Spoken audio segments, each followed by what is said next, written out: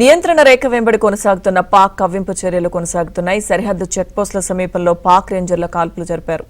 కుప్వారా, బారాముల్లా, పూంచ్, రాజౌరి, నౌషేరా సెక్టార్లలో కాల్పులు కొనసాగాయి. మందర్, సుందర్బని, అక్ను సెక్టార్లలో పాక్ రేంజర్లు కవ్వింపు చర్యలకు పాల్పడ్డారు. ఇటు పాక్ సైన్యం కాల్పులను భారత సైన్యం సమర్థవంతంగా ఎదుర్కొంది. 10 రోజులుగా కాల్పుల విరమణ ఒప్పందాన్ని పాక్ ఉల్లంఘిస్తోంది.